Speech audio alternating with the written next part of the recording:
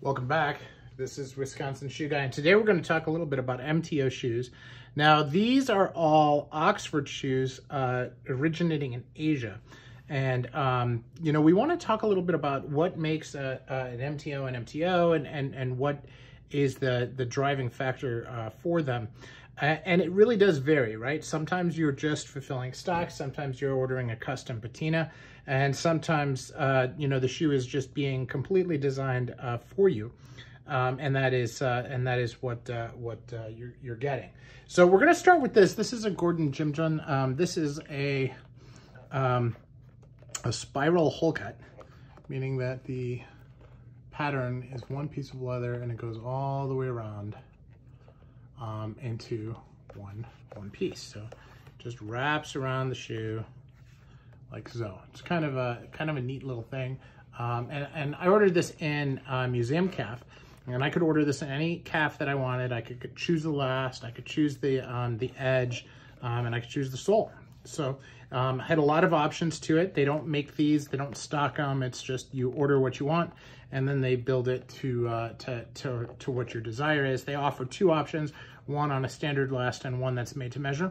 And this is on a standard last. So Gordon JimJun, just a beautiful shoe, great execution, and sitting right there. Now, this one was a made to measure shoe that I got from Patriot in the Philippines. I think I was their first export customer. And, I chose a medallion that I liked. They sent me pages of medallions that I could choose from. I wanted this to be in hatched grain, so they went out and bought hatched grain for me. I think this was the first hatched grain shoe they made. They stretched it a little bit. Next time I order a pair from them, I'm sure they won't. We talked about that, and actually they've got it. But this is really made to measure my foot. We talked about this pattern. We decided to do a square instead of a round Adelaide. So a lot of different things that we did just for me. The sole, I told them to be creative, and they were. I mean, this is just fantastic. They kind of did all this design in there. I asked for toe plates. They didn't have toe plates, and they couldn't buy them, so they just fabricated them from brass, which I thought was a cool little detail. So some really nice work here from Patriot. And really, I also chose a blue lining here. And they again, made for me. Now, this is a Vahtia out of Indonesia. And I chose this patina. I sent them a couple of samples of things that I wanted it to look like. And also a spiral hole cut. And, so they had this hole cut. I chose the last. I chose the sole. And the way that all put together, and they executed on it for me. So they actually made this with a white piece of leather, and then they did the inking all right there. So they dyed it and did that really beautiful reverse patina for me. Now this is an Acme, and I chose the last of this, and it's a hole cut. So they obviously have a pattern for hole cut, but then you have to choose the last that you want, whatever's going to fit your feet best, and then you choose, what type of sole you want. So I did that, and you can see just beautifully finished. I mean, this is a bespoke quality shoe on a ready-to-wear last. Just a gorgeous, gorgeous leather and gorgeous patina, which I also chose, and I actually took a picture of a different shoe and a totally different, I think it was a Lazyman that they had done in this patina, but I'd never seen a hole cut in it. And so I sent them that, and they were able to choose that and pick that out for me. So that worked out really well.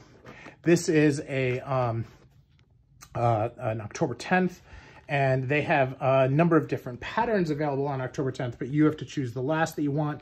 You choose the sole, the heel, the edge, etc., and the leather. And so I chose this leather, and, very interesting cognac French calf.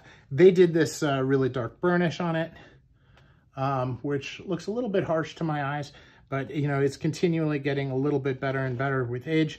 And they also, I had chosen the tapered heel on this instead of a square heel, which is growing on me, I have to admit. Very different. Now, this is a Urn Adelaide, and this is, I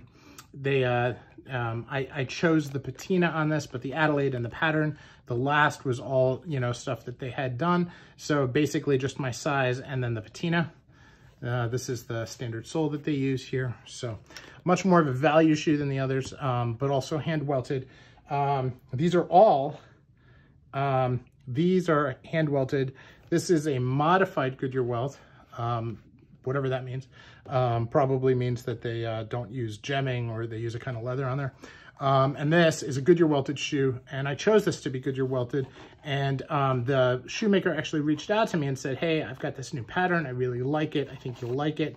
And I said, oh, that would be great, but I'd like it in hatch grain leather, and I'd like the sole like this, and he so he did that for me as well. So you know, really nice guy over there at Hephaestus, and he was able to do this. So Hephaestus in Vietnam, Yearn in China, October 10th in China, Acme in China, Vahtia in Indonesia.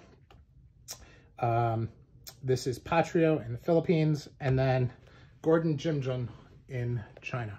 So some interesting made-to-order shoes, a lot of different examples of how they can be done. Sometimes made-to-order is just, hey, we don't make this unless you ask for it. And, you know, it's, you know, a lot of shoemakers, it's expensive to keep stuff on the shelf, so they'll only make it when asked for.